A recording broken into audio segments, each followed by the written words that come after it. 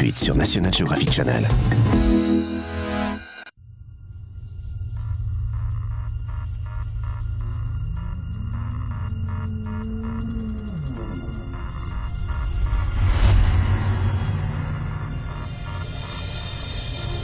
La Terre. Autant que nous le sachions, c'est le seul endroit de l'univers où la vie existe.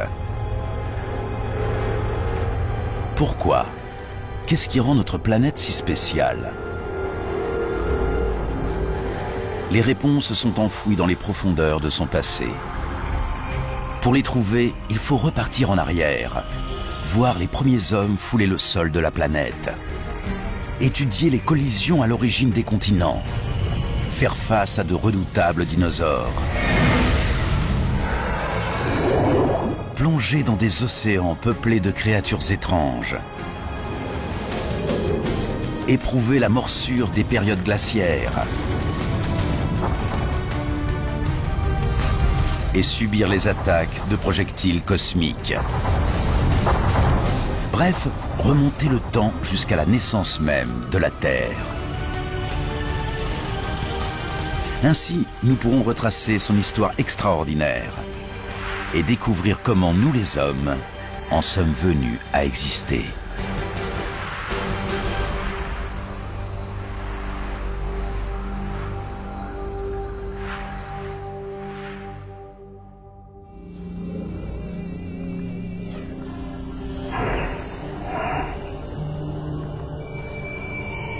Notre voyage commence il y a près de 5 milliards d'années.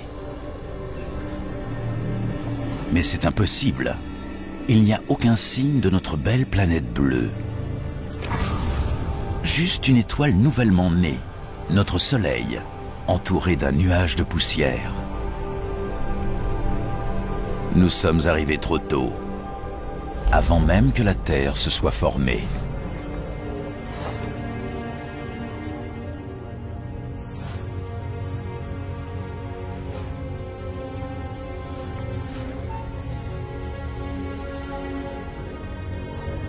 En accélérant le temps, on peut voir l'attraction agglomérer la poussière en de petits rochers. Il semble presque impossible que quelque chose d'aussi complexe qu'une planète ne soit fait que de poussière et de roches.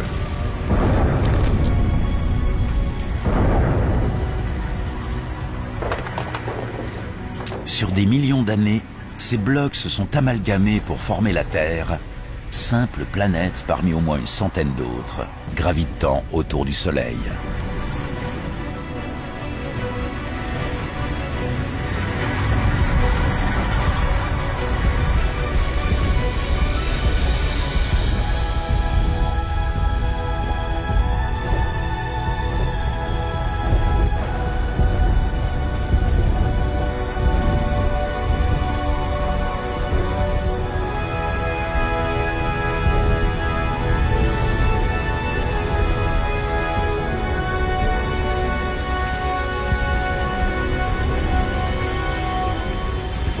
Mais il y a 4,540 milliards d'années, le globe terrestre était un véritable enfer.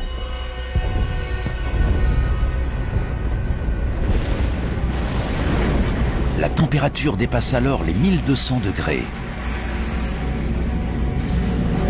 Il n'y a pas d'air, juste du dioxyde de carbone, de l'azote et de la vapeur d'eau. Tout est si chaud, si toxique, que si nous approchions plus près, nous mourrions en quelques secondes.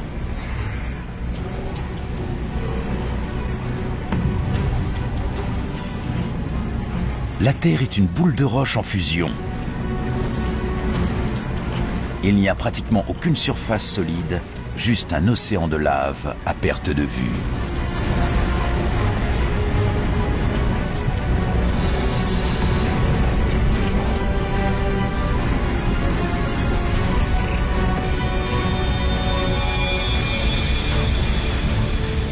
Une jeune planète appelée Theia se dirige droit sur nous.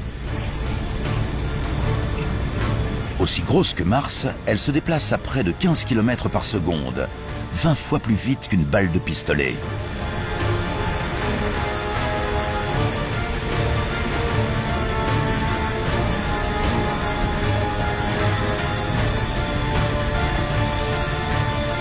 L'attraction qu'elle exerce déforme la surface de la Terre.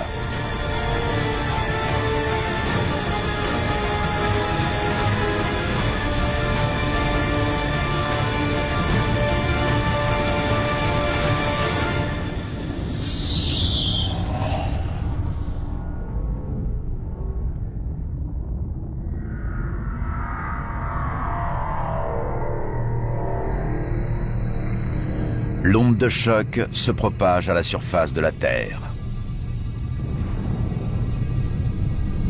C'est comme si les deux jeunes planètes devenaient liquides. Des milliards de tonnes de débris sont projetés dans l'espace.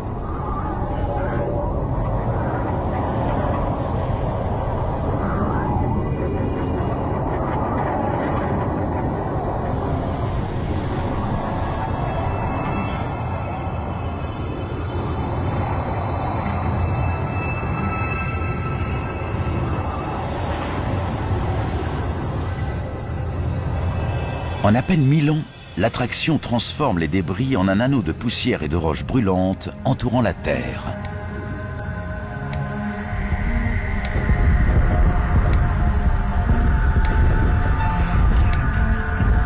À partir de cet anneau, une boule se forme de plus de 3000 km de large.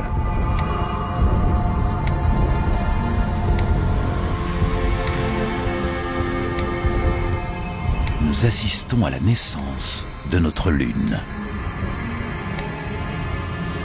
Elle est bien plus proche qu'aujourd'hui, à seulement 22 000 km de nous, au lieu d'environ 400 000 actuellement.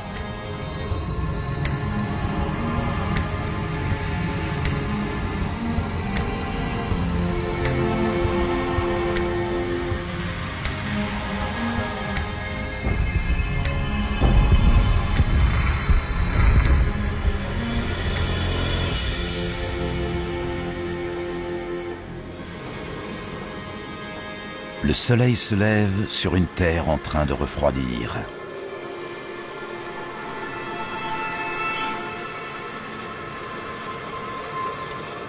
Et se couche seulement 3 heures plus tard. La collision a imprimé à la Terre un mouvement de rotation si rapide que chaque journée ne dure que 6 heures. Les jours passent peut-être plus vite, mais la planète, elle, change très lentement. Pour comprendre sa formation, il faut faire un bond de plusieurs millions d'années dans le temps.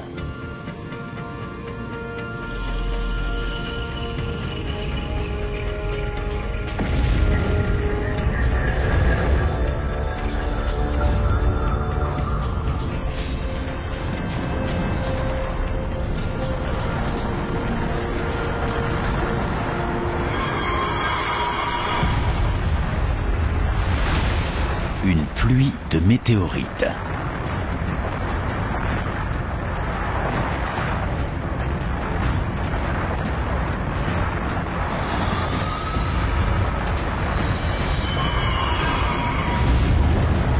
Il y a 3 900 millions d'années, la Terre est pilonnée par des débris issus de la formation du système solaire.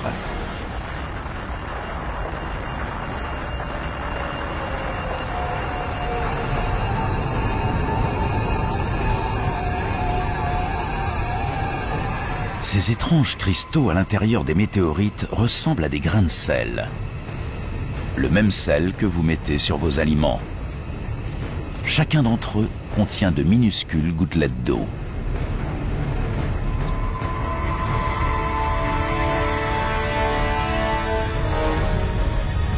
Ces projectiles pourraient en fait contenir l'ingrédient essentiel pour l'apparition de la vie sur Terre.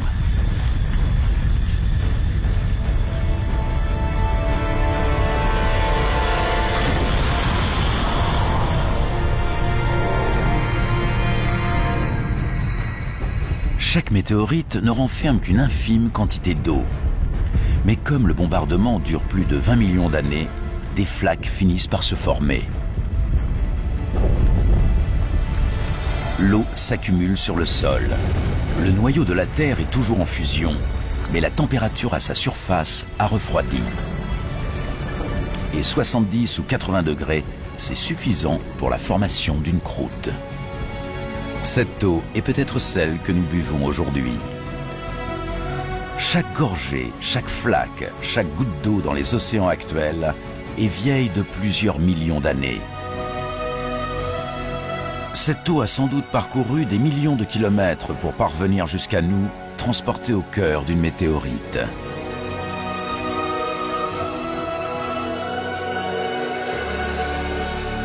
La Terre présente désormais une apparence plus familière, mais c'est toujours un endroit dangereux.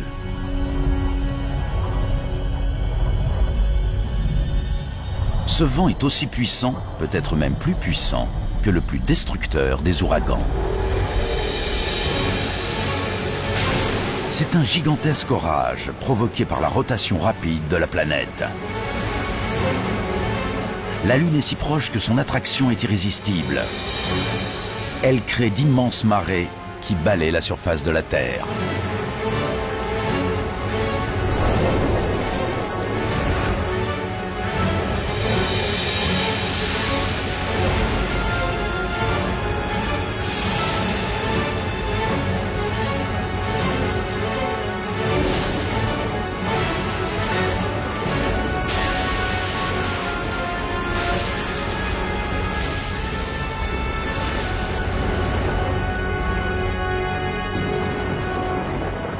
Mais peu à peu, la Lune s'éloigne.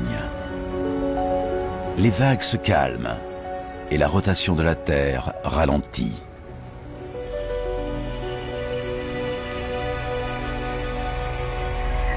« 700 millions d'années après la naissance de notre planète, sa surface est couverte d'eau.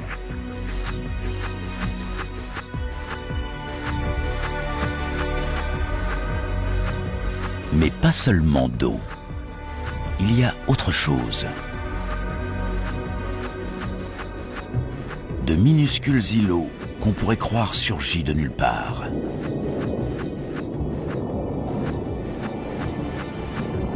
En réalité, il s'agit de roches en fusion qui jaillit à travers la croûte terrestre et monte jusqu'à la surface de l'océan. Progressivement, le magma refroidit et forme une île volcanique. Voilà comment toutes ces îles sont apparues. Plus tard, elles se rejoindront pour donner naissance au premier continent.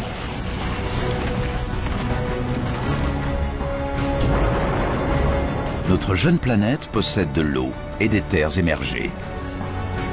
Elle commence à ressembler à celle que nous connaissons aujourd'hui. Mais l'atmosphère est toxique et la chaleur est terrible.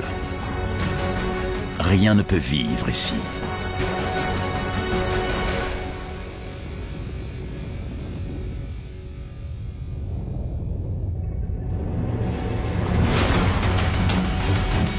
Des météorites. Elles s'abattent sur la Terre depuis sa formation. Mais il y a 3,8 milliards d'années, le bombardement est entré dans une nouvelle phase plus violente. Quelque chose a perturbé l'orbite de ces météorites. Elles ont déjà apporté l'eau sur Terre, mais elles renferment également autre chose.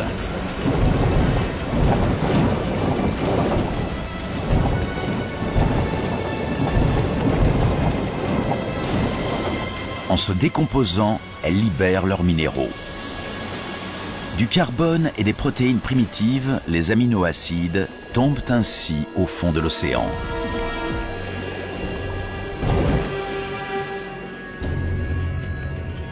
Il fait noir. Les rayons solaires ne pénètrent pas au-delà de 300 mètres de profondeur.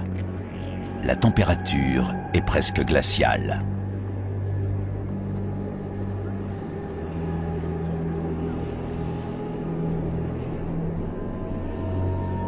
Ce doit être un mirage.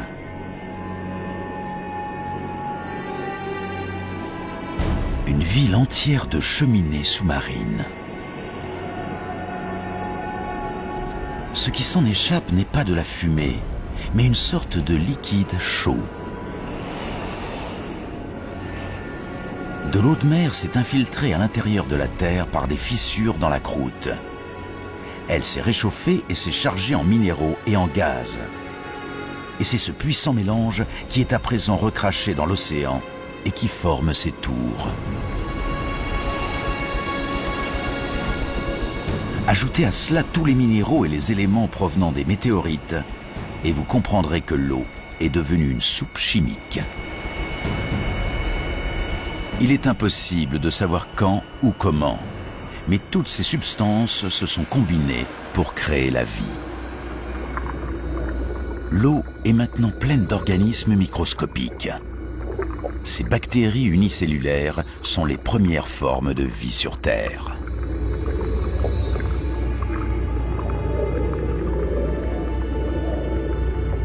C'est un tournant dans la formation de notre planète.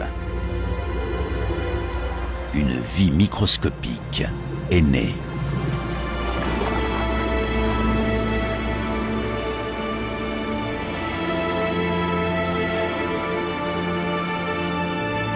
Ensuite, pendant des centaines de millions d'années, rien ne change.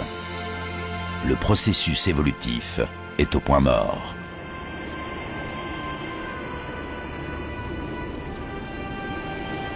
Les seuls organismes vivants sont des bactéries unicellulaires. Pour trouver une forme de vie plus complexe, il faut accélérer le temps pour arriver il y a 3,5 milliards d'années dans un océan peu profond.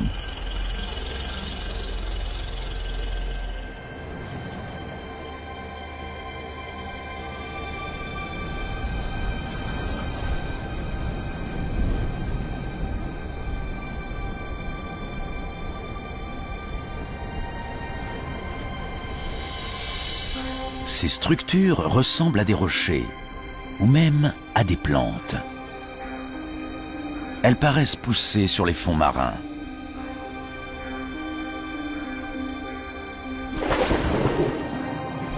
Chacune d'elles est une montagne de bactéries vivantes, une colonie qu'on appelle un stromatolite.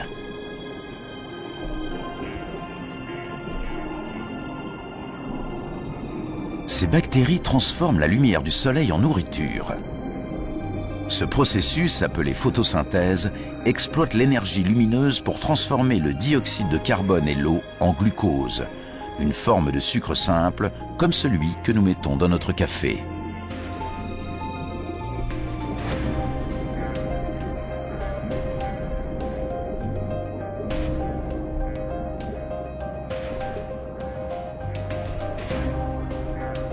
Ce mécanisme libère un produit dérivé, un gaz, appelé oxygène.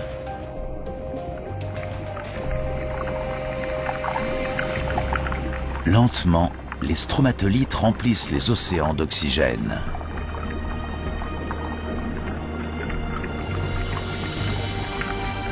Cet oxygène transforme les traces de fer dans l'eau en rouille. Celle-ci tombe sur les fonds marins pour former des dépôts de roches ferrugineuses. Bien plus tard, nous nous en servirons pour construire des ponts, des bateaux et des gratte-ciel.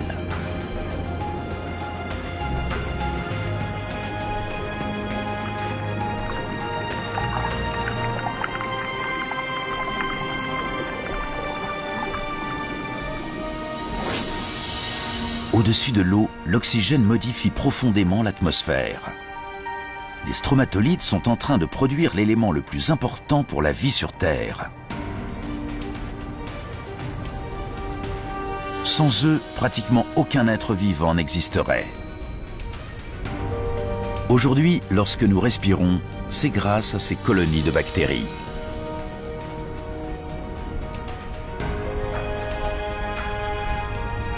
Au cours des 2 milliards d'années qui suivent, le taux d'oxygène continue à augmenter. À mesure que la rotation de la planète ralentit, les jours rallongent.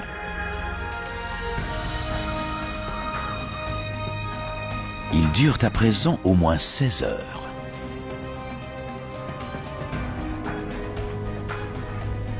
Il y a 1,5 milliard d'années, soit 3 milliards d'années après la naissance de la Terre, il n'existe encore aucune forme de vie complexe.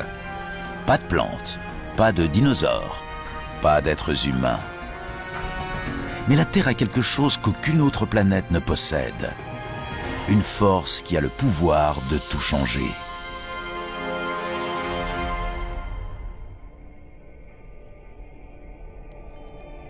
Notre planète est alors une magnifique boule bleue parsemée d'îles volcaniques et abritant une vie primitive.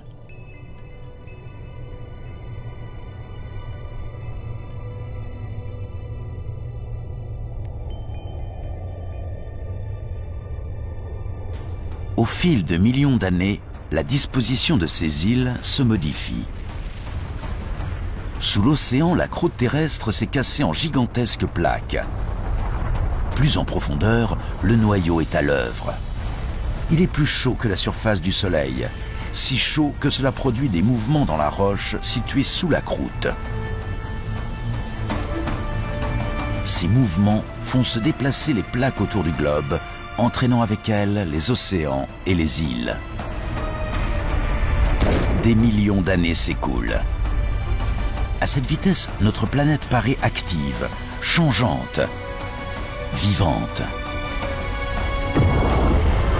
Sur 400 millions d'années, un nouveau supercontinent prend forme, la Rodinia.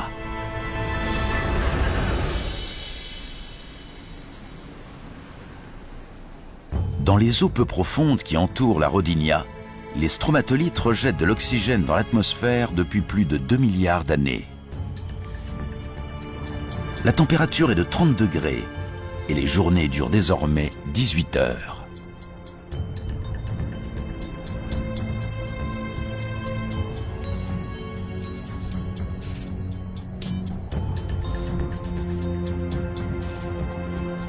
Mais ceci ressemble plus à Mars qu'à notre Terre actuelle. Pour trouver la vie, il faut continuer à avancer dans le temps.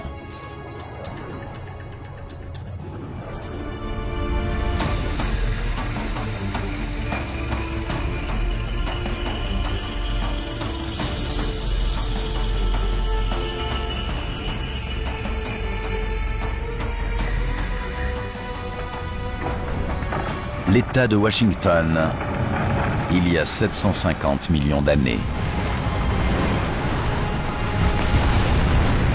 Une force venue des profondeurs brise la croûte terrestre. C'est comme si le globe était en train de se déchirer. Une seule force est assez puissante pour avoir un tel effet, la chaleur. Elle s'échappe du noyau en fusion, étirant et affaiblissant la croûte. Centimètre par centimètre, année après année, l'immense supercontinent se sépare en deux.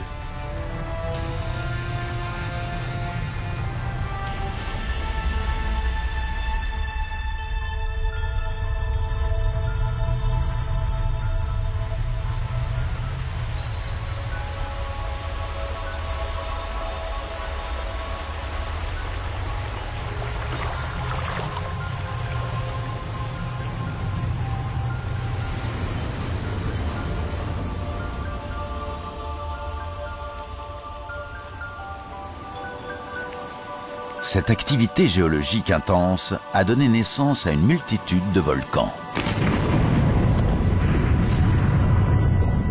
Ils crachent du dioxyde de carbone dans l'atmosphère. Il y a de la fumée et du gaz partout.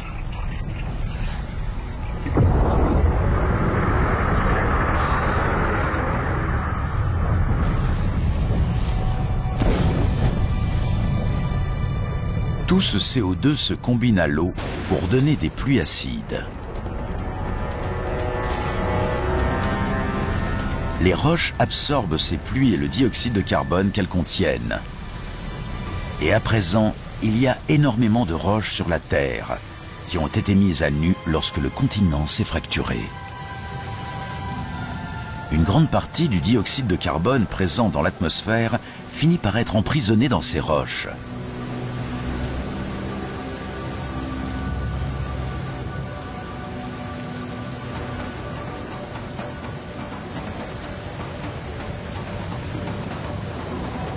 Il n'y a plus assez de CO2 dans l'atmosphère pour piéger la chaleur du Soleil à la surface de la Terre. En quelques milliers d'années seulement, la température chute à moins 50 degrés.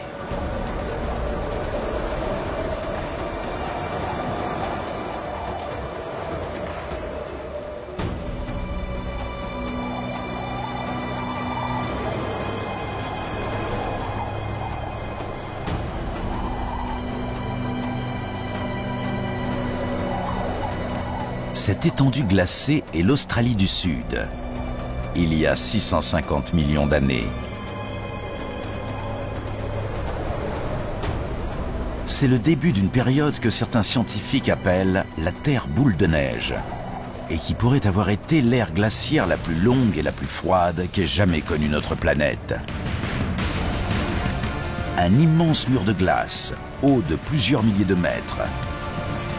Il envahit tout. Plus il y a de glace, plus la lumière du soleil est réfléchie vers l'espace et plus vite la glace s'étend. Et il y a un autre mur de glace, aussi haut que le premier. Tous deux sont partis des pôles et avancent en direction l'un de l'autre pour se rejoindre à l'équateur.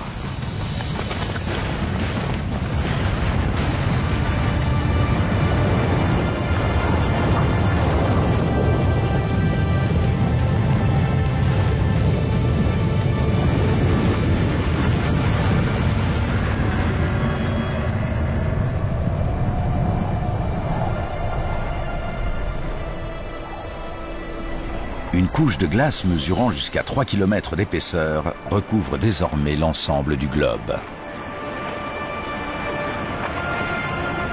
À l'origine, une boule de feu, la Terre est devenue une boule de glace.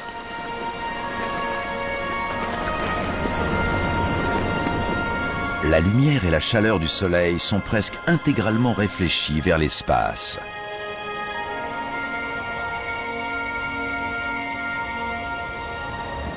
Mais cela ne peut pas durer. Quelque chose doit libérer la Terre de son carcan glacé. Et à ce moment-là, qui sait si la vie aura survécu? Le globe a beau être gelé en surface, son noyau est toujours plus chaud que la surface du Soleil.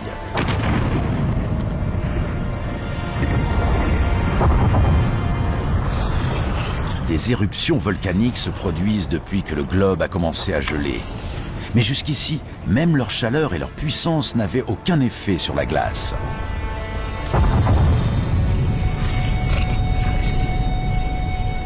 Les volcans crachent des milliards de tonnes de dioxyde de carbone. Avant la grande glaciation, les roches terrestres en absorbaient la majeure partie. Mais maintenant qu'elles sont ensevelies sous la glace, le gaz est libre de se répandre. L'atmosphère en est saturée.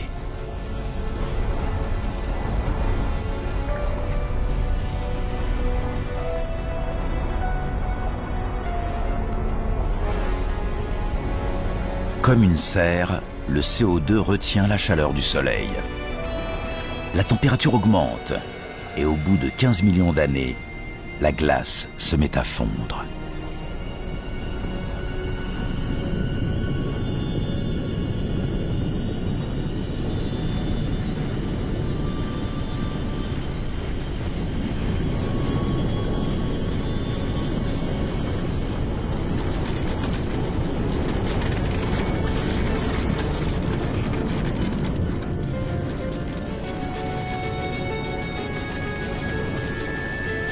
On pense que durant cette longue glaciation, le poids de la glace avait fait s'affaisser la croûte. Avec la fonte, celle-ci se redresse. Cela la fragilise et favorise l'apparition de nombreux volcans.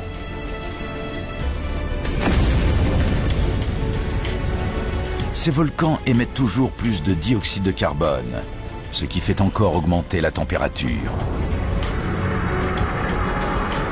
La fonte s'accélère et le taux d'oxygène monte en flèche. Par une série de réactions chimiques, la glace a produit de l'oxygène. Quand la planète était gelée, les rayons solaires ultraviolets ont réagi avec les molécules d'eau de la glace pour former un composé chimique, le peroxyde d'hydrogène. Plus connu sous le nom d'eau oxygénée, c'est le produit qu'on utilise pour décolorer les cheveux. Maintenant que la glace fond, le peroxyde d'hydrogène se décompose et libère d'immenses quantités d'oxygène.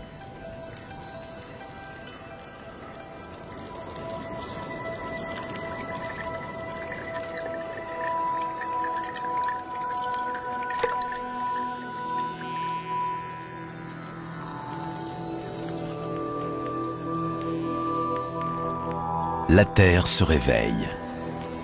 Elle est devenue très différente.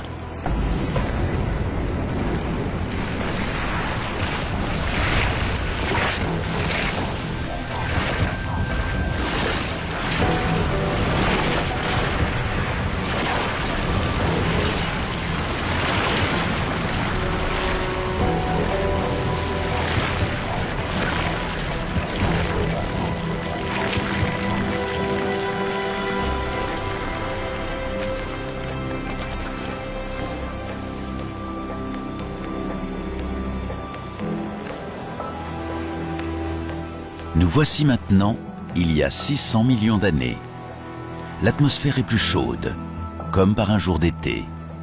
Les journées durent environ 22 heures.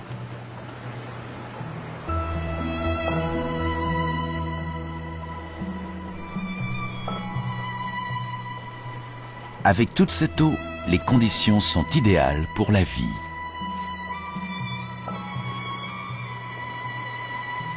Avant la grande glaciation, des bactéries primitives étaient apparues dans l'océan. Il semble impossible qu'elles aient survécu à une ère glaciaire 75 fois plus longue que la durée totale de l'histoire humaine.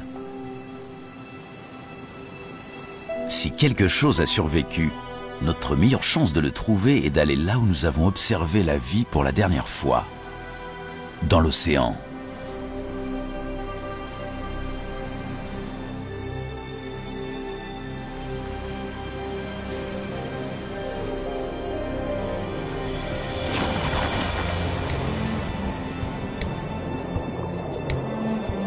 Nous sommes il y a 540 millions d'années. Dans ces eaux gorgées d'oxygène, les bactéries primitives ont évolué. Une poignée d'entre elles a dû résister à la glaciation. Il y a des plantes partout. Et autre chose. Cette sorte de mollusque pourvu d'une carapace s'appelle Vivaxia. Il fait partie d'une nouvelle génération d'organismes multicellulaires complexes.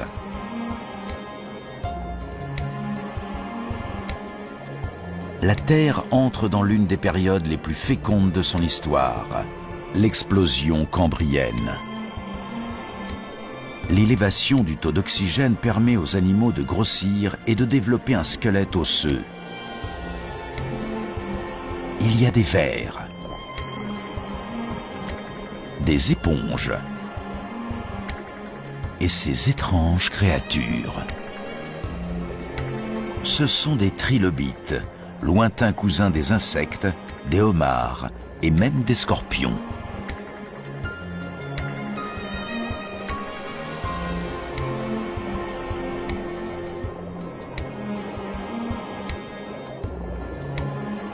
L'océan abrite une vie marine foisonnante, allant de bactéries microscopiques à un monstre comme celui-ci. Il s'appelle Anomalocaris. Il mesure environ 60 cm de long.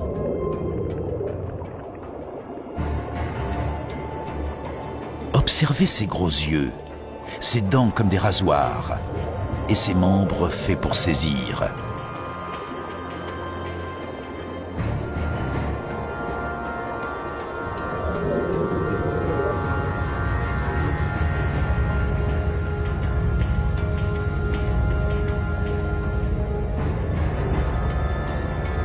Il lui suffit de choisir une proie.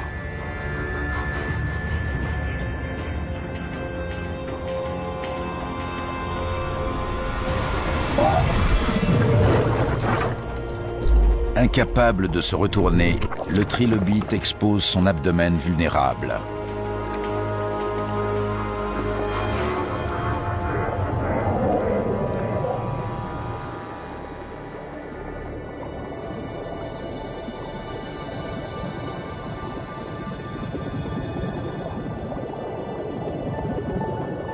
Voici à présent un groupe de picaillas.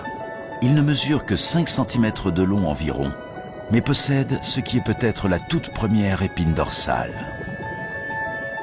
Sur des millions d'années, cette structure simple va évoluer pour donner la colonne vertébrale qui nous permet de nous tenir debout.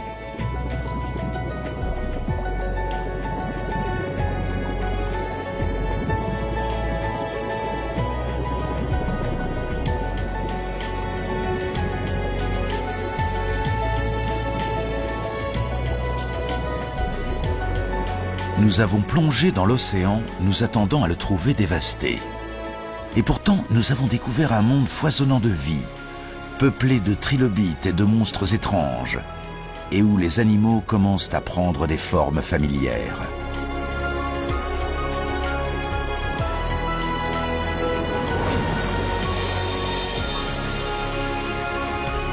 Dans l'eau, il existe déjà des dizaines de milliers d'espèces végétales et animales. Le développement de la vie semble impossible à arrêter.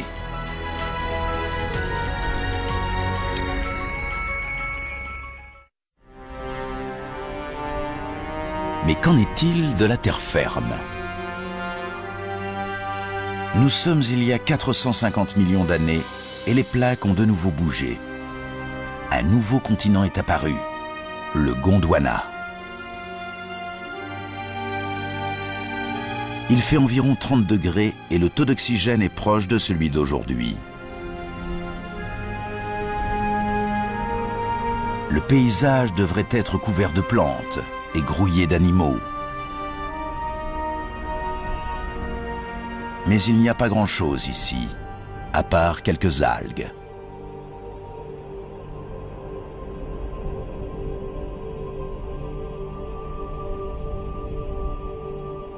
Il y a une seule explication à cela.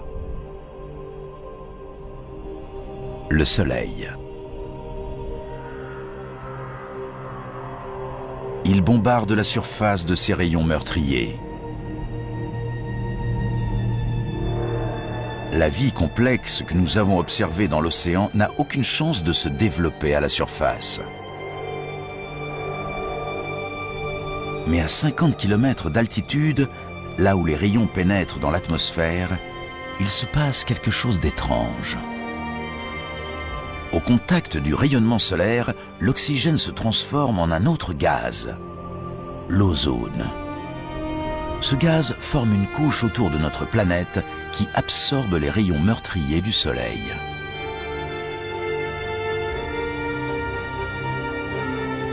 Sur 120 millions d'années, la couche d'ozone s'épaissit et bloque de plus en plus de rayons solaires.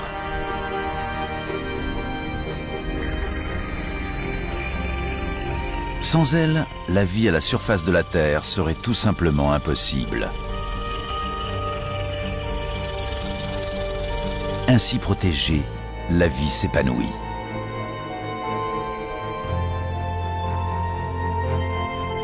Ces petites étendues de mousse sont les premières plantes terrestres. Elles émettent encore plus d'oxygène, dont le taux grimpe en flèche.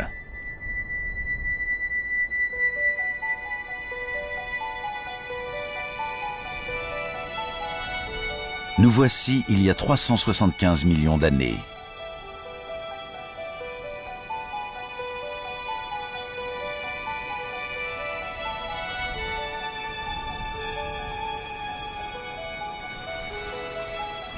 Il y a quelque chose là-bas, dans l'eau.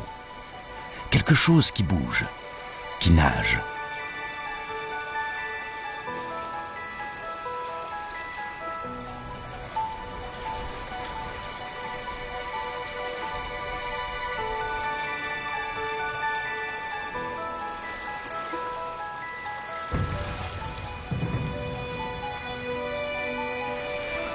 C'est un curieux poisson appelé Tiktaalik.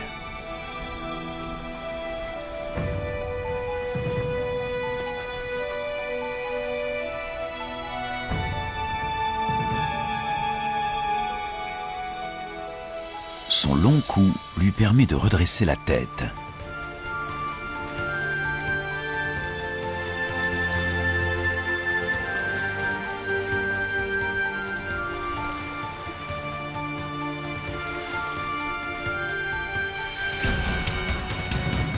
Il utilise ses nageoires comme des pattes.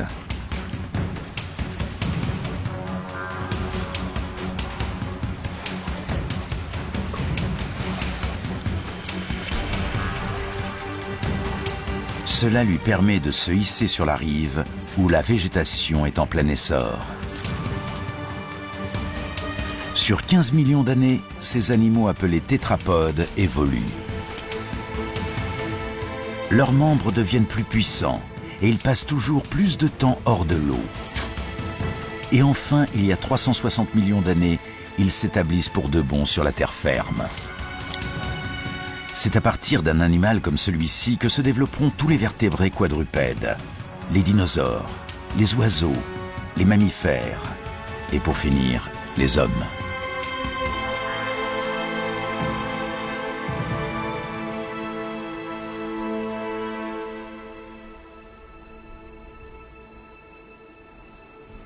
Partout, les mousses et les fougères abondent, certaines mesurant au moins 30 mètres de haut.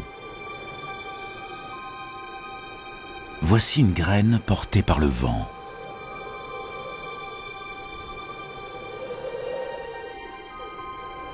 Jusqu'à présent, les plantes se reproduisaient à l'aide de leurs spores, des particules unicellulaires qui exigent une grande quantité d'eau pour survivre et se développer. Mais cette graine se trouve à des kilomètres de l'eau. Cet embryon de plante contient ses propres provisions d'eau et de nutriments. Contrairement à une spore, elle peut survivre en absence d'eau pendant des mois et même des années.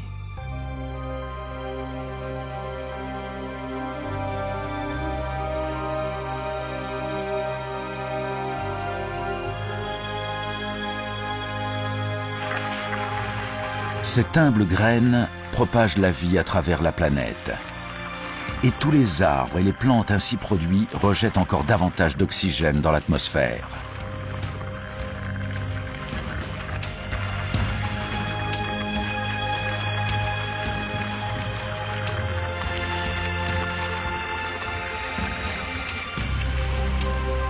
Nous pourrions respirer sur cette terre. Nous pourrions y vivre dès maintenant.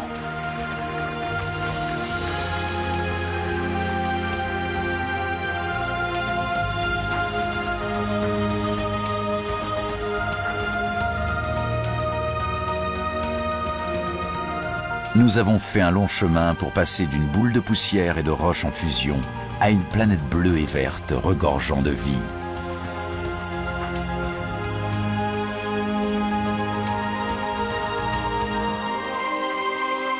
Il n'y a pas encore d'êtres humains, mais des poissons, des plantes. Et ceci.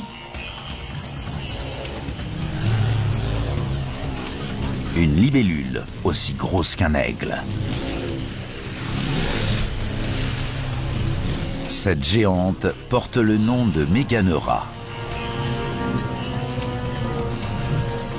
Au fil de l'évolution, ses pattes sont devenues des ailes, ce qui lui permet d'étendre considérablement son territoire de chasse.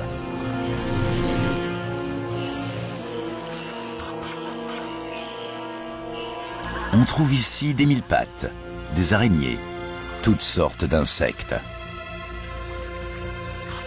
Ces animaux appelés arthropodes ont été parmi les premiers à s'être aventurés sur la terre ferme. Cela fait déjà des centaines de millions d'années qu'ils sont là. Ils ressemblent beaucoup aux insectes actuels. À une grosse différence près. Comme Meganeura, ils sont énormes.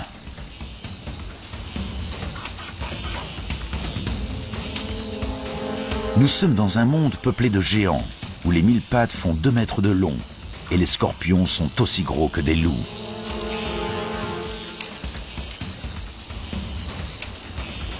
La forte teneur en oxygène permet à leur système respiratoire d'être plus efficace, ce qui libère de la place pour que leur corps grossisse.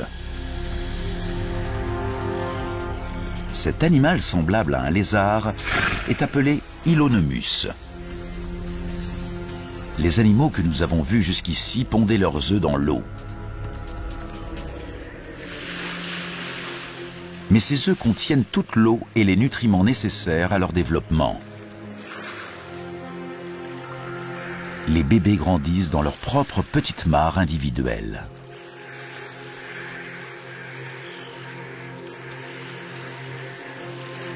L'œuf constitue un progrès majeur dans le processus évolutif. Les animaux peuvent désormais laisser l'océan derrière eux pour conquérir les continents.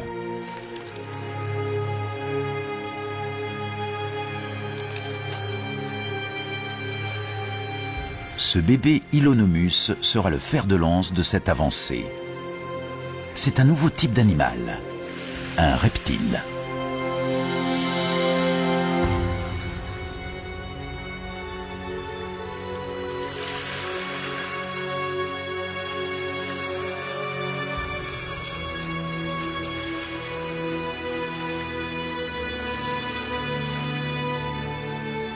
Là où il y a la vie, il y a aussi la mort.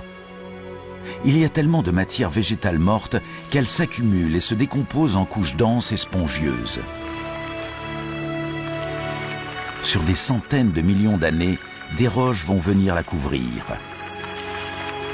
Sous l'effet de la chaleur du noyau terrestre et de la pression des roches, les végétaux morts se transformeront en charbon. Chaque morceau de charbon que nous brûlons aujourd'hui pour notre chauffage et notre électricité provient de plantes mortes il y a 300 millions d'années.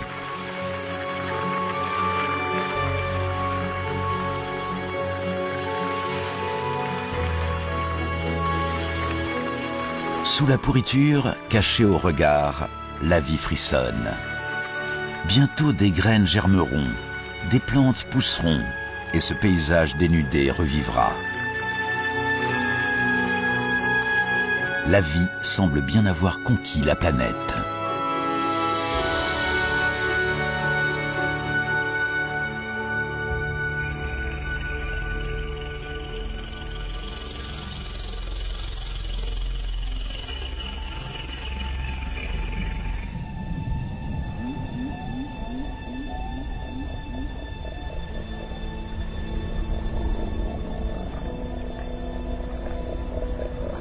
Des animaux paissent dans les plaines sibériennes.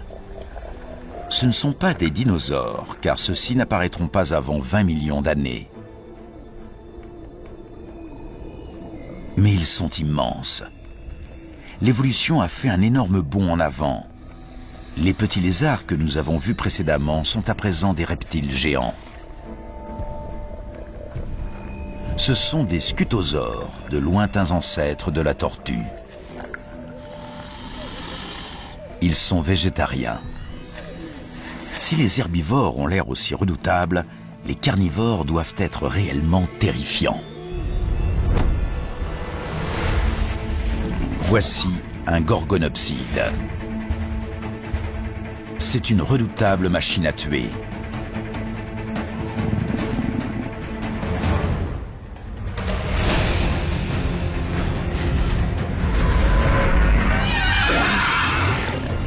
Ses longues dents acérées ont blessé le scutosaure.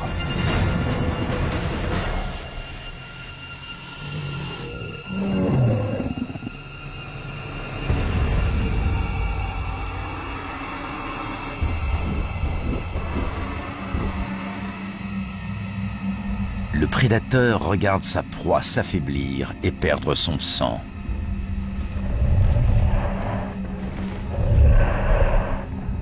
Puis, il s'avance.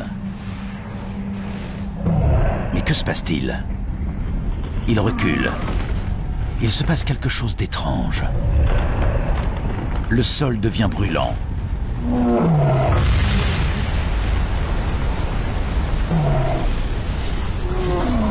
Une pression énorme semble s'exercer sous la surface.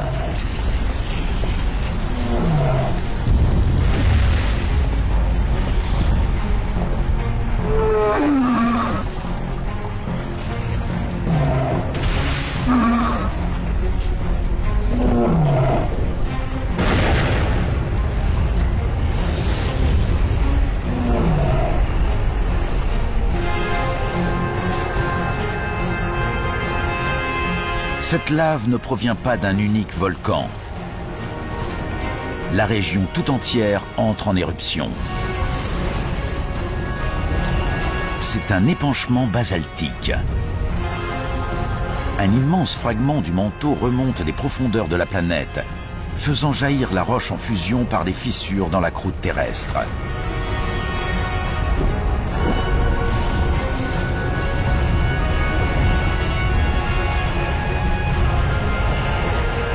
Le paradis autrefois luxuriant n'est plus qu'un enfer dévasté. Les scutosaures et les gorgonopsides sont morts. Ce sont les premières victimes de la plus grande extinction de masse que le monde ait connue, l'extinction permienne.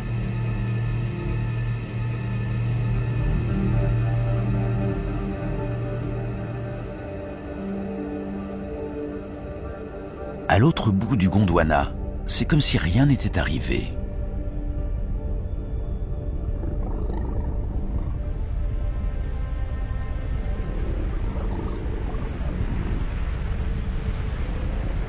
Il neige.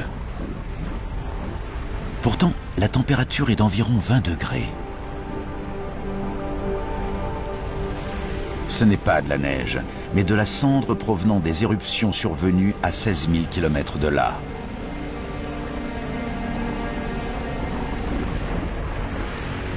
La cendre brûle, asphyxie et tue les animaux sur l'ensemble du globe.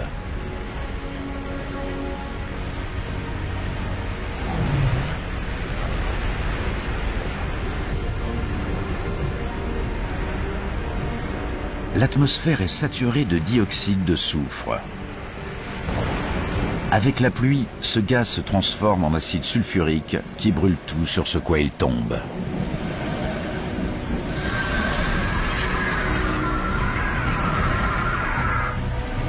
Apparemment localisée au départ, la catastrophe est devenue planétaire. Les éruptions sibériennes font augmenter le taux de dioxyde de carbone.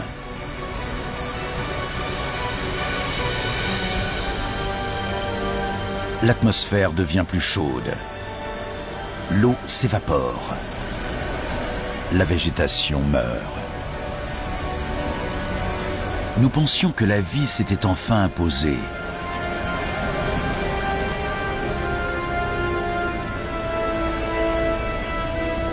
Apparemment, nous avions tort.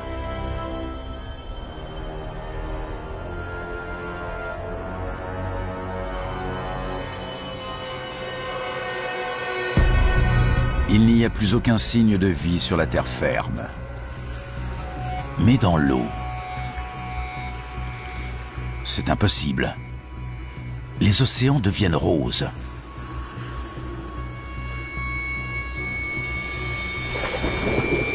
Et les plantes, les trilobites, les prédateurs, tout a disparu.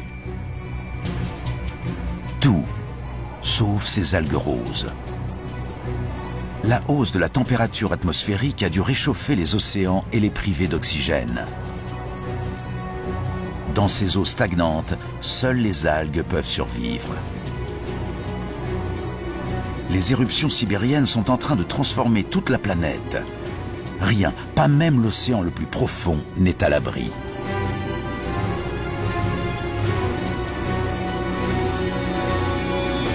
Mais regardez, des bulles. Ce n'est pas de l'oxygène. C'est du méthane qui s'échappe d'immenses poches de gaz situées sous les fonds marins. Le méthane est un gaz à effet de serre, au moins 20 fois plus nocif que le dioxyde de carbone. Jusqu'à présent, il se trouvait à l'état de glace, mais avec le réchauffement des océans, il commence à fondre.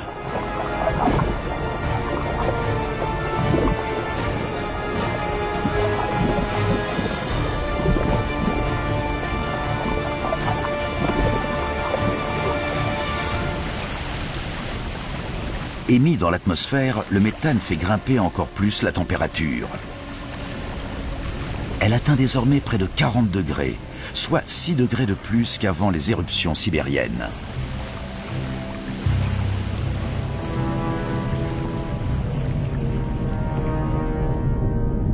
Même les animaux qui avaient survécu jusqu'ici sont condamnés.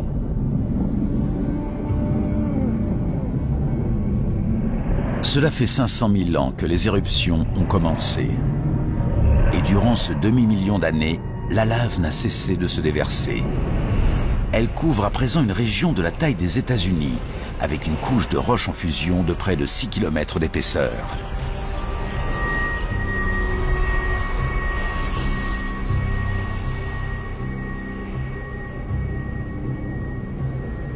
« 95% des êtres vivants ont été décimés.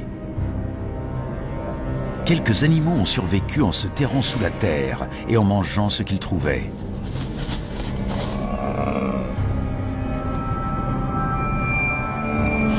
Tout le reste est mort.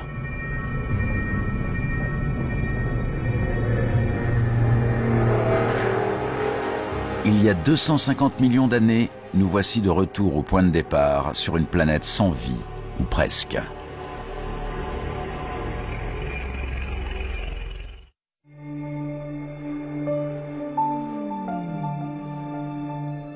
Cela fait maintenant 50 millions d'années que la vie sur Terre a été presque anéantie et la planète s'est transformée.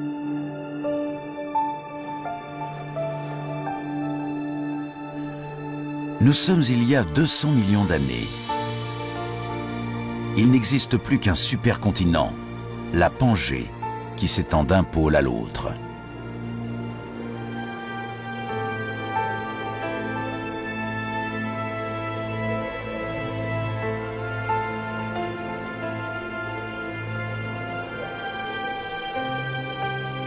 Après le traumatisme de l'extinction massive, la planète est en voie de guérison.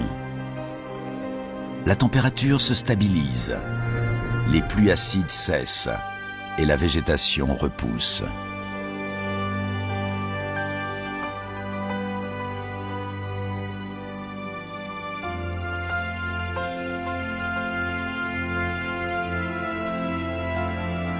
Après la disparition de 95% des êtres vivants, la voie est libre pour l'apparition d'une nouvelle espèce. Elle dominera la planète comme aucune autre avant elle ou depuis.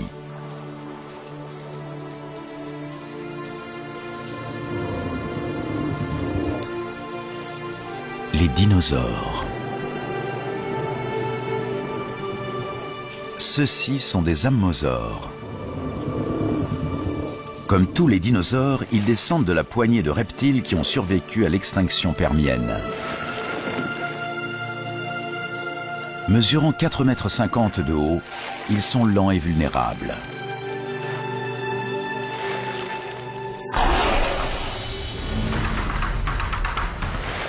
Un dilophosaure. Pardon, 2.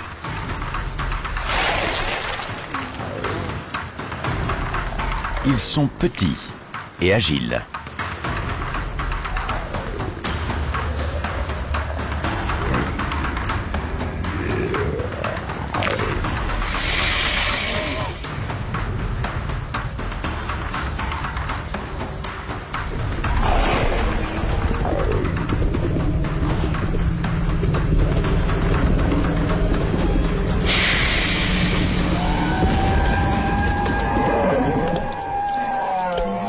L'ammosaure est un repas trop gros pour un dilophosaure, mais pas pour 2.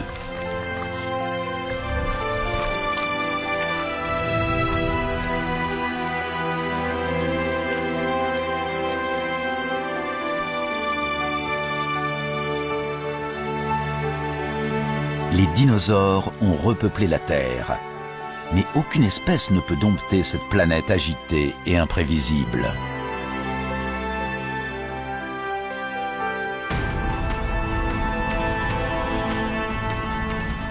Ici, la croûte terrestre s'amincit. Elle laisse passer de la lave. Elle est secouée par des séismes, comme étirée par une force invisible. Et la même chose se produit tout au long de ce qui deviendra la côte est de l'Amérique du Nord.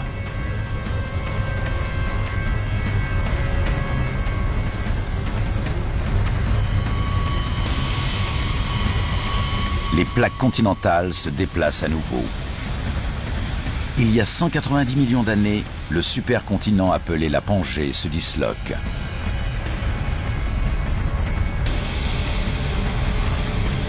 Un immense bout de terre s'est détaché.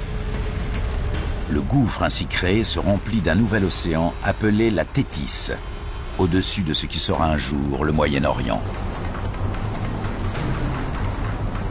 Les courants poussent des nutriments vers les eaux côtières qui bordent ce qui deviendra l'Arabie Saoudite, l'Irak et l'Iran.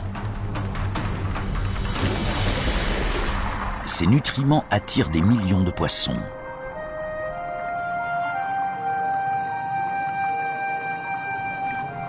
Mais tout ce qui est vivant finit un jour par mourir.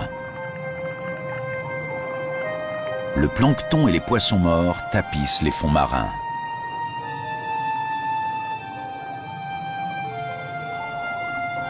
Au cours des 10 millions d'années suivantes, des couches de roches viendront recouvrir et réchauffer leurs cadavres.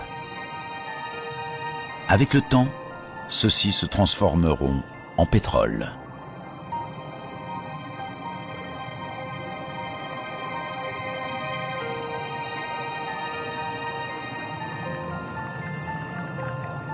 Chaque litre d'essence dans nos voitures, chaque morceau de plastique, la peinture sur nos murs, la moquette sous nos pieds, même le savon avec lequel nous nous lavons, presque tous ces produits trouvent leur origine dans ce processus.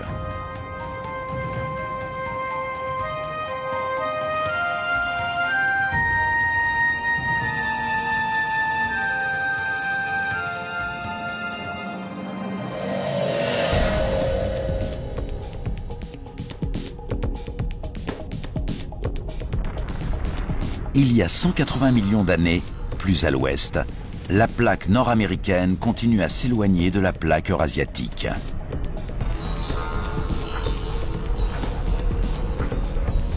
La progression est lente, environ 2,5 cm par an, le rythme auquel poussent nos ongles. Mais en accélérant le temps, nous voyons apparaître un nouvel océan et de nouveaux continents. Montréal s'éloigne de Marrakech et New York de l'Afrique de l'Ouest. Le monde est en train de prendre son visage actuel. L'abîme entre les deux continents se remplit pour créer un vaste océan, l'Atlantique.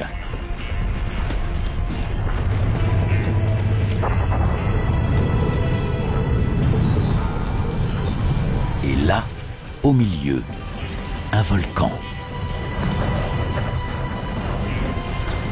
Nous avons déjà vu les plaques se déplacer. Nous savons que cela est dû à des mouvements qui se produisent en profondeur sous la croûte. C'est le même processus qui se déroule en ce moment même sous nos yeux.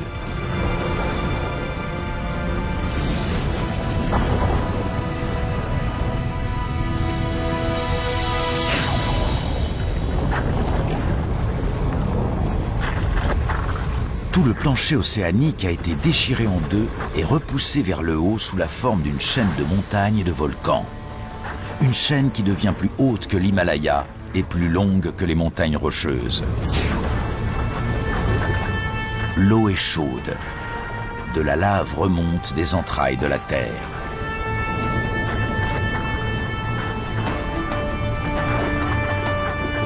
En refroidissant, elle crée une nouvelle chaîne de montagnes volcaniques et un nouveau plancher océanique.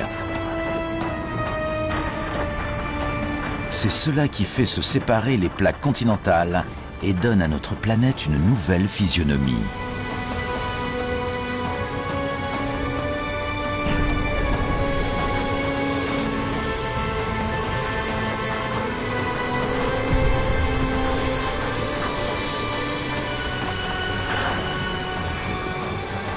Cette activité géologique fait de la Terre un lieu sans cesse changeant, créatif, unique. Et chaque fois que la planète se réinvente, les espèces qui y vivent doivent s'adapter et évoluer.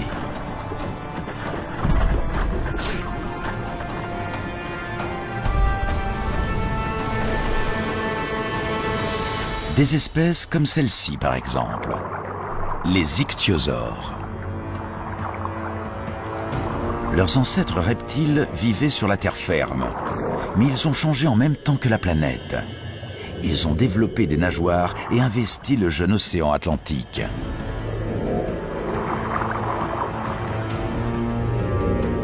Ce spécimen fait 6 mètres de long et se déplace à environ 40 km/h.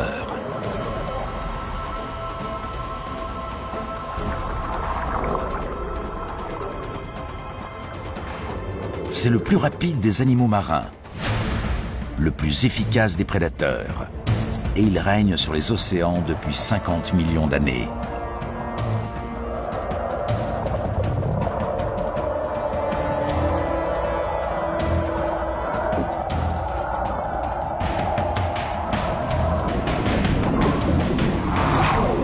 Mais il doit désormais compter avec un rival.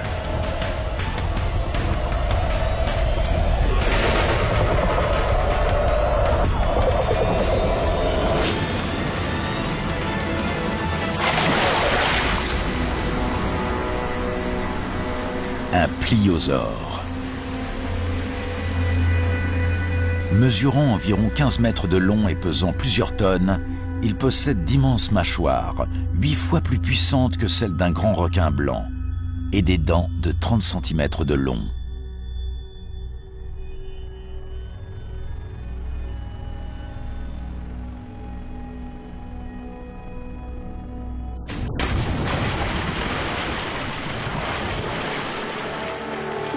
La Terre et les animaux qui y vivent sont devenus méconnaissables. Là où se trouve l'océan Atlantique, s'étendait autrefois la terre ferme. C'est ici même que nous avons vu des ammosaures brouter et des dilophosaures traquer leur proie.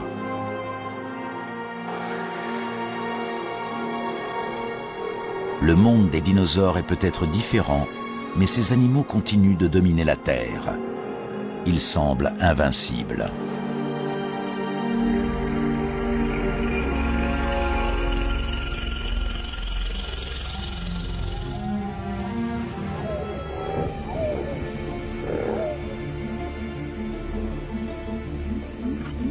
Cet animal, qui ressemble à une musaraigne, descend du petit nombre de mammifères qui ont survécu à l'extinction massive 185 millions d'années plus tôt. Il constitue une proie pour les dinosaures. C'est pourquoi la plupart des mammifères vivent dans les arbres ou sous terre et ne sortent que la nuit. Ils ne représentent aucune menace pour les dinosaures.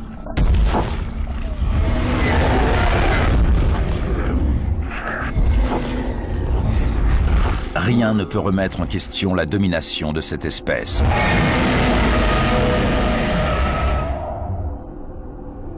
En tout cas, rien sur Terre.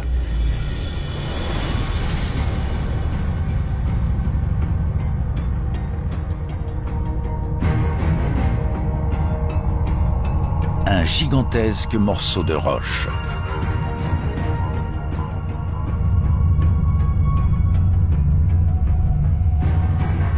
Cet astéroïde mesure une dizaine de kilomètres de diamètre. Verticalement, il serait plus haut que le mont Everest.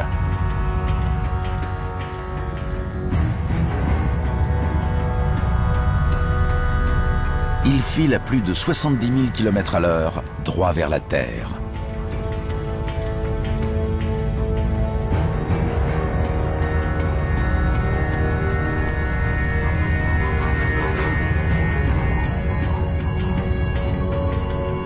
Il se dirige vers le golfe du Mexique, juste au large de la péninsule du Yucatan.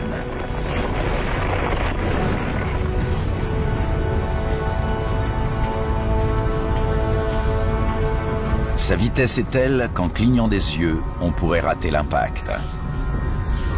À moins de ralentir le temps. En une fraction de seconde, le monde va changer à jamais.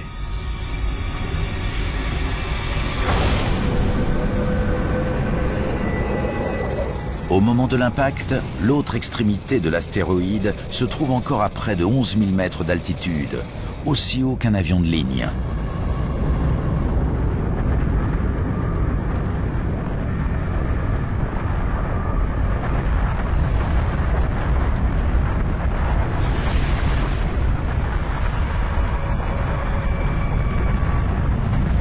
Le choc est si violent qu'il détruit tout.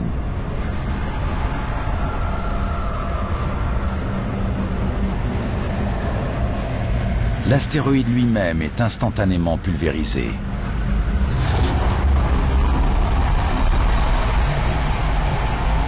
L'impact dégage autant d'énergie que plusieurs millions de bombes atomiques.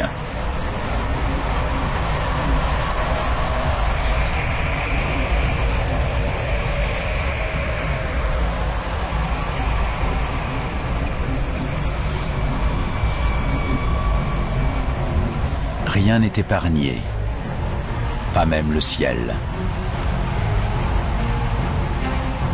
Certains de ces blocs sont aussi gros que des pâtés de maison.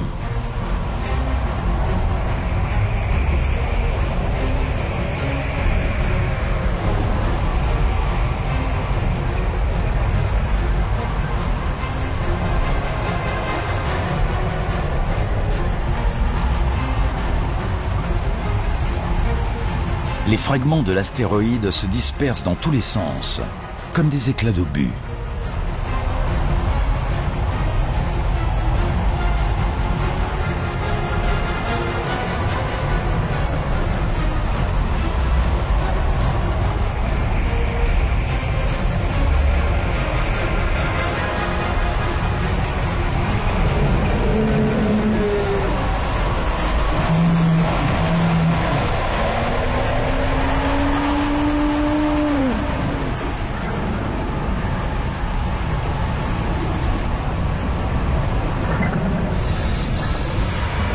Quelques minutes après la collision, à des milliers de kilomètres du point d'impact, la Terre est bombardée de toutes parts.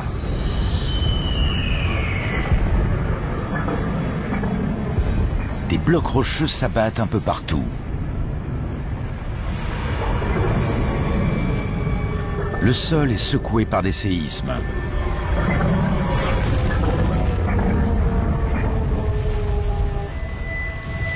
Des tsunamis ravagent les côtes.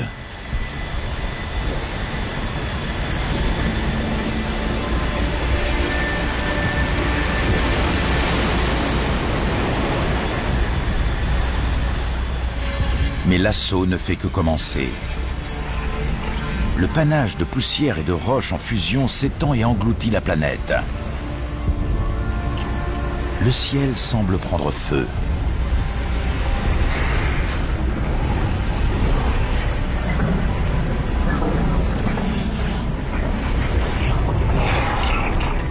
La surface de la Terre atteint une température de 275 degrés. La végétation s'enflamme spontanément.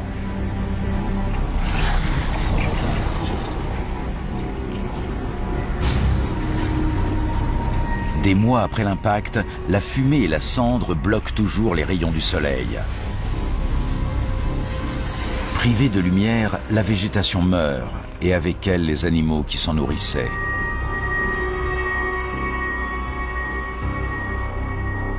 Après une telle catastrophe, difficile d'imaginer que quoi que ce soit ait pu survivre.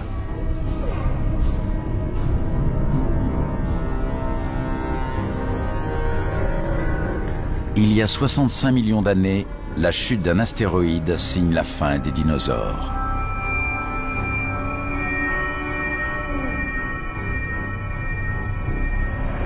Leur règne, qui durait depuis 165 millions d'années, est terminé.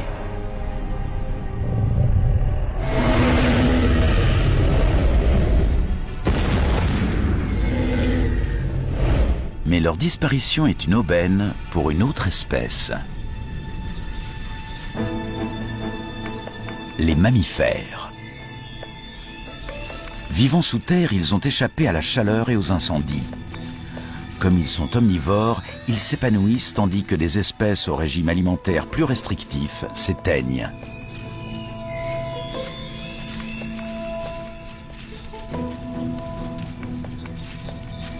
Ces animaux deviennent les héritiers improbables de la couronne des dinosaures.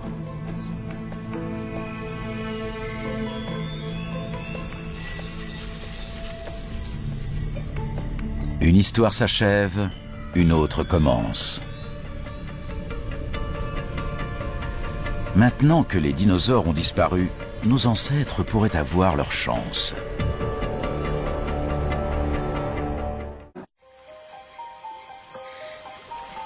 Les dinosaures sont morts depuis longtemps. La planète est paisible.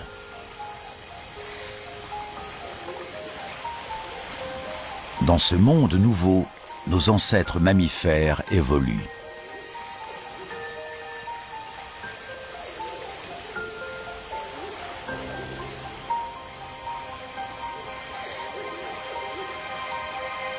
Nous sommes il y a 47 millions d'années. Ce lac, qui recouvre ce qui sera un jour l'Allemagne, doit être l'endroit idéal pour les observer.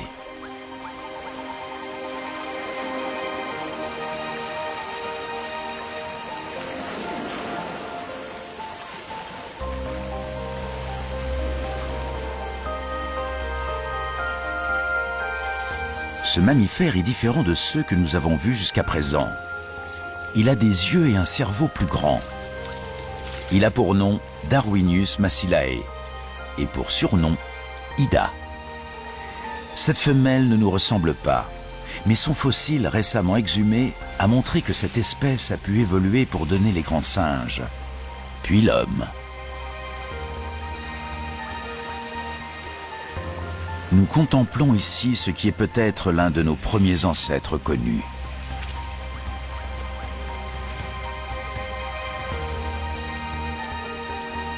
Ce lac se trouve sur un cratère volcanique qui émet des gaz nocifs.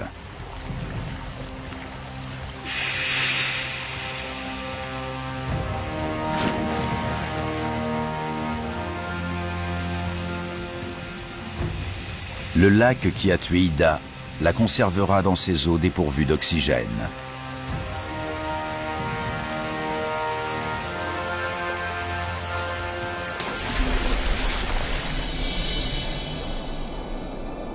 Un jour, quand l'eau aura disparu et qu'Ida se sera fossilisée, nous la découvrirons et nous reconnaîtrons dans ce primate primitif ce qui est peut-être le tout début de notre propre histoire.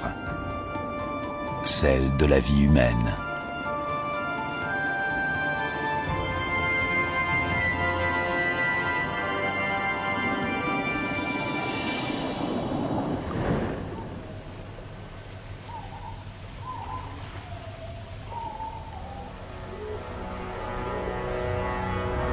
Nous commençons à comprendre comment notre planète s'est construite et comment tout ce que nous avons vu, les bactéries océaniques, les poissons qui marchent, les rongeurs souterrains, a conduit à l'apparition de l'homme.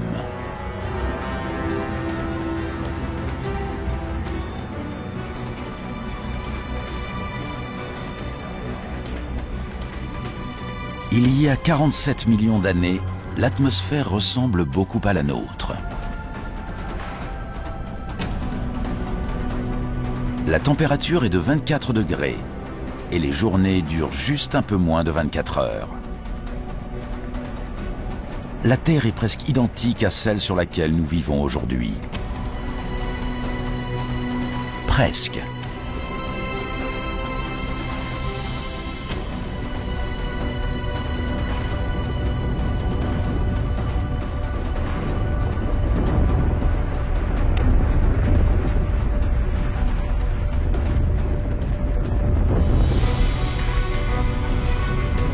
Les plaques ont continué à se déplacer, entraînant avec elles les continents.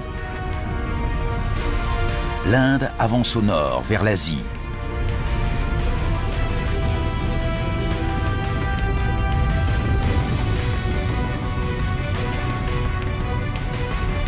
Les deux plaques sont engagées dans un combat titanesque.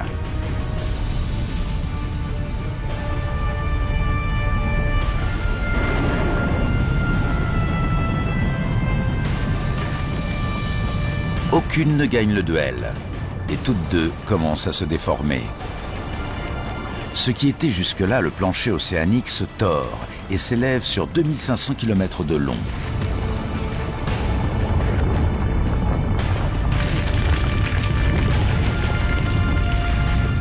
Une immense chaîne montagneuse surgit, 1500 mètres de haut, 4500 mètres de long.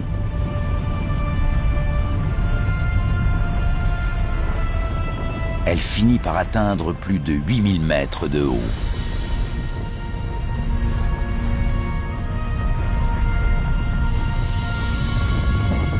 L'Himalaya vient de naître.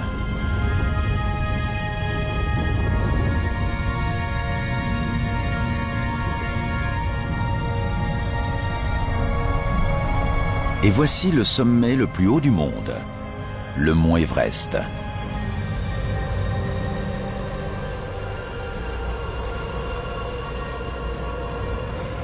Il est si haut qu'il se trouve sur le passage du jet stream, un flux d'air circulant à la même altitude que les avions de ligne.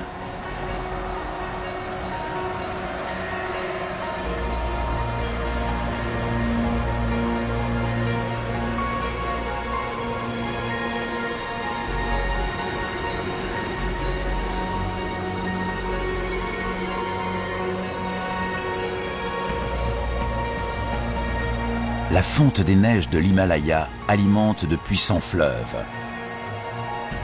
Le Gange, l'Indus, le Yangtze et le fleuve Jaune.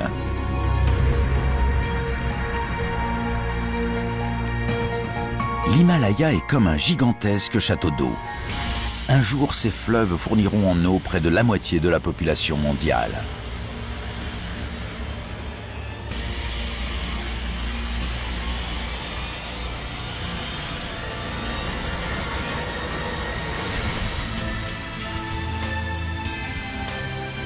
Voici maintenant le visage de notre planète il y a 20 millions d'années, avec chaque continent, chaque océan, exactement tels que nous les connaissons aujourd'hui. Mais il manque quelque chose. Nous, la race humaine. Pour que l'homme puisse apparaître, quelque chose quelque part doit changer.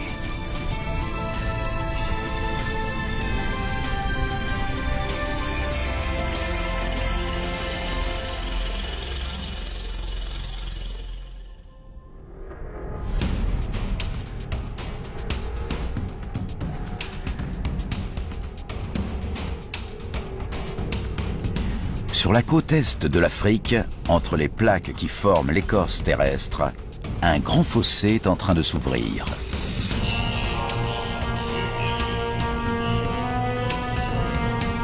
Il s'étire sur près de 6000 km.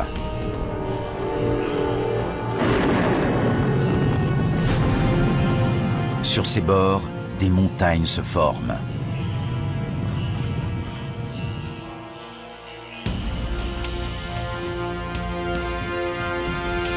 Là, on dirait un singe, pas un homme. Il pourrait rester dans ses arbres à jamais, mais son monde est en train de changer.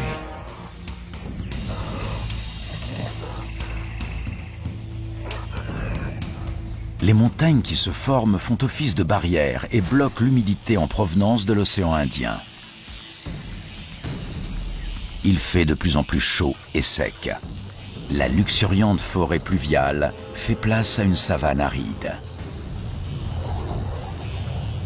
Ce climat plus chaud détruit l'habitat de ces animaux.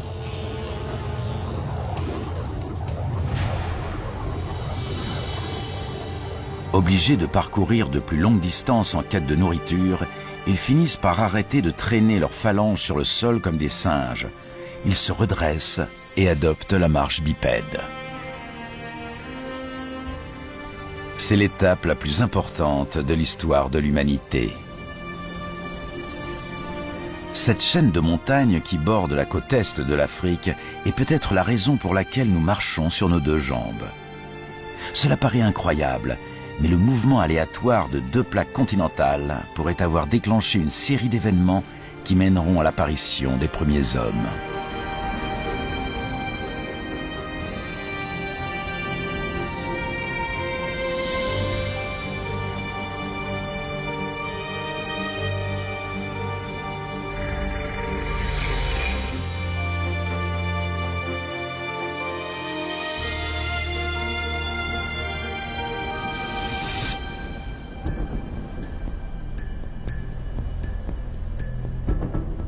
Un homme et un enfant.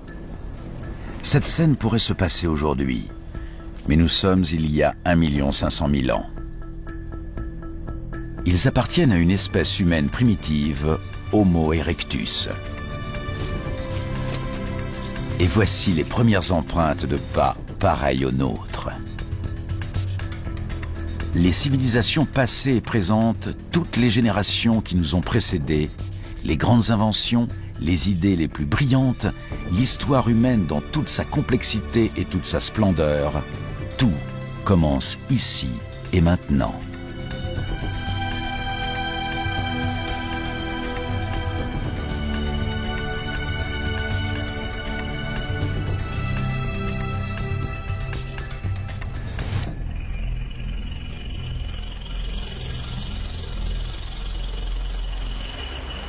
Le climat change à nouveau. Il y a 70 000 ans, le niveau de la mer diminue.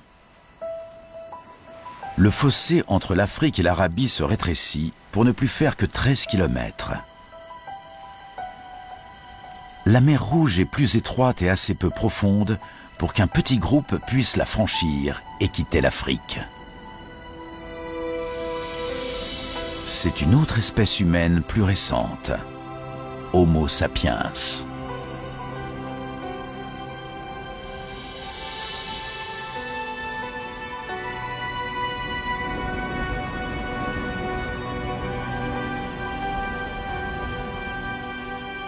Ils ont réussi à traverser. Les chercheurs pensent que tous les hommes qui peuplent la Terre sont les descendants de ces quelques 200 individus.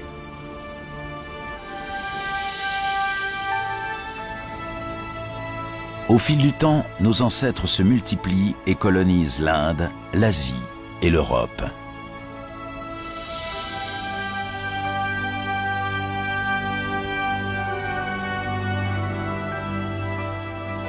Mais tandis que les hommes progressent vers le nord, un mur de glace géant se déplace vers le sud.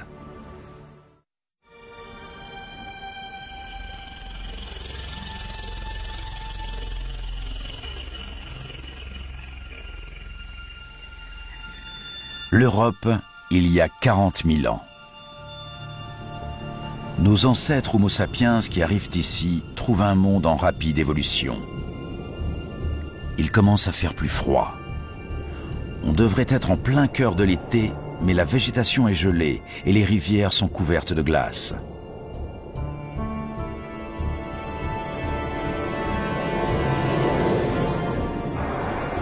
Des changements naturels dans l'orbite de la Terre, dans le taux de CO2 et dans la circulation de l'eau chaude autour de la planète, se conjuguent pour abaisser la température.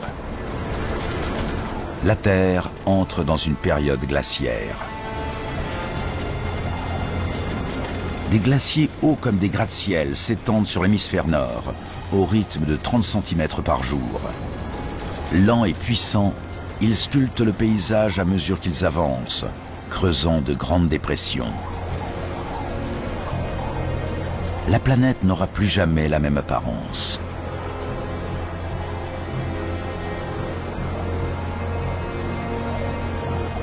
Il y a environ 20 000 ans, les glaciers cessent de progresser. Une grande partie de l'hémisphère nord est couverte d'une couche de glace atteignant 2,5 km d'épaisseur. Avec des milliards de mètres cubes d'eau piégés sous forme de glace, le niveau des mers diminue.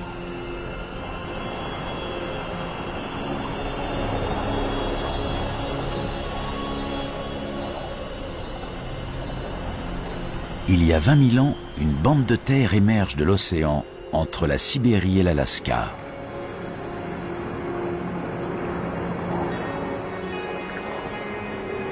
C'est une passerelle entre deux immenses continents. Un passage qui conduit l'homme de l'Asie à un nouveau monde, l'Amérique. C'est le dernier grand continent à être colonisé, la dernière grande migration humaine.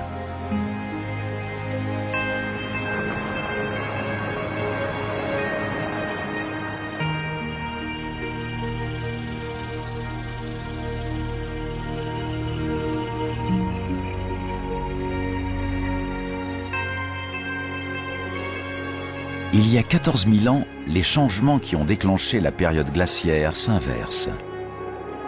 En se retirant, la glace laisse apparaître un hémisphère nord très différent. Les glaciers ont creusé d'immenses dépressions qui se remplissent d'eau pour donner naissance aux grands lacs nord-américains.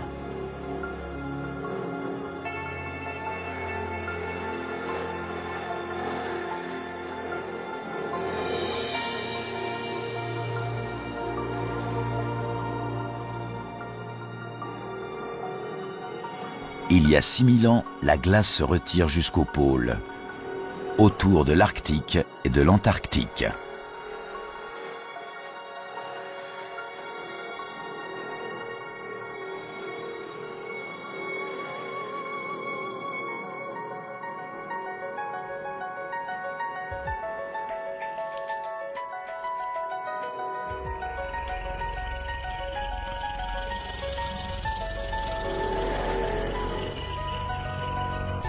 Nous voici arrivés au terme d'un voyage de 4,5 milliards d'années.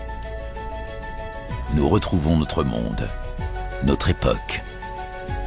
Pour la première fois, nous pouvons retracer la fabuleuse histoire de notre planète. Nous pouvons comprendre comment et pourquoi tout ce que nous voyons autour de nous existe.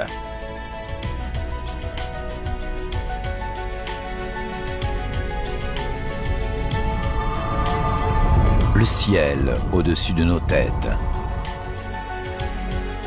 L'eau, ingrédient essentiel de la vie. Le sol sous nos pieds.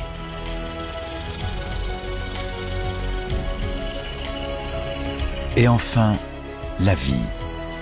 Résultat spectaculaire d'un enchaînement de catastrophes et de coïncidences.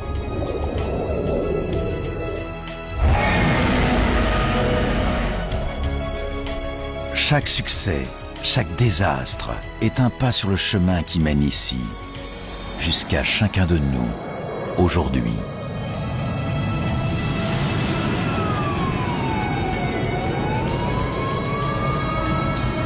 Mais l'histoire de la Terre ne s'arrête pas ici. Beaucoup de choses sont arrivées, mais bien d'autres sont à venir. La Terre vivra encore au moins 4,5 milliards d'années. Tout ce que nous avons vu lors de notre voyage n'est que la moitié de l'histoire. Imaginez quelle merveille, quelle terreur, quelles étranges créatures attendent encore notre planète en constante évolution.